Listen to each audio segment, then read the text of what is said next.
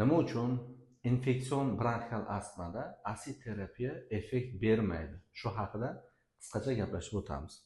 Normal holatda asid terapiya allergen spetsifik immunoterapiya yordam berishligi uchun albatta birinchi tip yuqori sezuvchanlik bo'lishi kerak.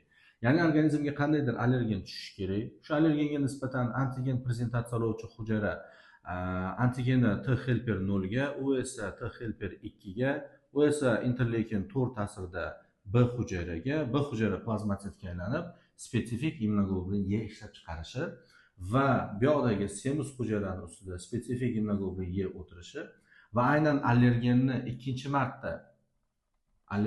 ikkinchi marta kelgan paytida bu degranulyatsiya bo'lib, gistamin, serotonin, bu haqida rosa ko'p gaplashdik. Chiqishi kerak va birinchi tip allergik reaksiya bo'lishi kerak. Mana bu yoqdagi chiqqan gistamin va bundan tashqari hujayra membranasi zararlanishi natijasida fosfolipaza A2 va lipoksigenaza arachidon kislotasidan leykotrien ishlab chiqarib bronxospazm berishi va boshqa gipersekretsiya bu yoqdagi interleykin 5 va interleykin 13 ta'sirida yaralanish o'chog'iga bronx devorlariga eozinofillarning chaqirilishi va interleykin 13 ta'sirida bronxlarda gipersekretsiya jarayonlari orqali obstruksiyani biz tushunib olamiz. Xuddi shu holatda agar asid terapiya qiladigan bo'lsak, allergen spetsifik immunoterapiya qiladigan bo'lsak, allergenni oz-oz dozada, har kuni oz-oz dozada, birinchi dozasi endi allergenni turiga qarab dastlab 100 ming barobar suyultirilgan holatda kirgiziladi. Bu holatda kirgizilgan paytda antigen prezentatsiyalovchi hujayra xuddi shu ketma-ketlikda helperga uzatadi antigen haqidagi ma'lumotni. Faqat bu joyda endi helper allergen juda ham kichik dozada kirganligi va har kuni kirib turganligi sababli endi T helper differensiatsiyalashadi T regulator hujayraga. Tushuntira oldimmi? Aynan T regulator hujayraga. Keyinchalik T regulator hujayra o'zidan interleykin 10 va transformatsiyalovchi growth factor alfani, ya'ni TGF alfa, TGF betalarimiz bor. O'shalarni ishlab chiqarish orqali bu B hujayrani immunoglobulin E sintezlab turgan B hujayrani immunoglobulin G2 sintezlashiga undab beradi, ya'ni majburlab beradi. Mana shu ketma-ketligida immun javob o'zgarishi immun tolerantlik deb ataladi. Aynan mana bu antigenga nisbatan organizmda tolerantlik paydo bo'ldi degan. Endi mana bu immunoglobulin G4 nima qiladi?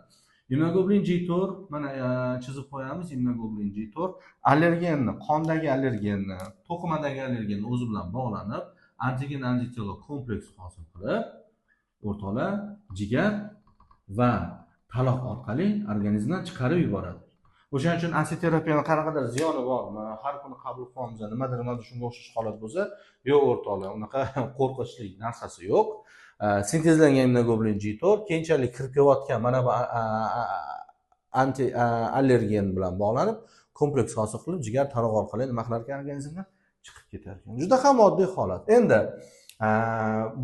xuddi mana shu patogenez bo'yicha ishlasa, asid terapiya effekt beradi. Endi kasallikni qo'zg'atuvchisi bronxial astmani negizida virus bo'lsa-chi, aynan infeksion allergik astma bo'lsa-chi, unda nima bo'ladi? Unda bu patogenez bo'lmaydi o'rtoqlar, unda sal boshqacharoq bo'ladi. Virus epiteliyni zararlashi hisobiga mana bu bizning epiteliylarimiz, mana bu bizning virusimiz, virus bizning epiteliyimizni zararlashini hisobiga epiteliy hujayrasi birinchi o'rinda interleykin 8, bundan tashqari timus stromal limfopoetinni ishlab chiqarib beradi, interleykin 22 ni, interleykin 33 ni ishlab chiqarib beradi.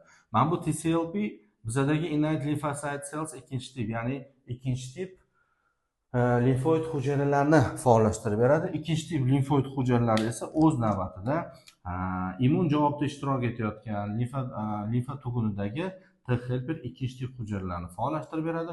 Bular esa yana interleykin 4, interleykin 5 va interleykin 13 ishlab chiqarib beradi. Ahamiyat bering, kasallikni patogenez ekalasida ham mana bu T helper ikkinchi tipdan keyingisi bir xil.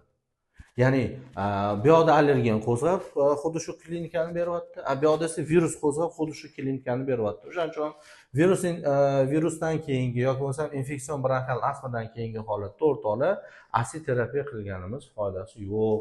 O'shaning uchun vaksinatsiya qilishdan oldin albatta tekshirib, bemorda allergik reaksiya ustunmi yoki infeksion reaksiya ustunmi, bilib olib, shunga qarab turib aksiyoterapiya qilishimiz maqsadga muvofiq bo'ladi.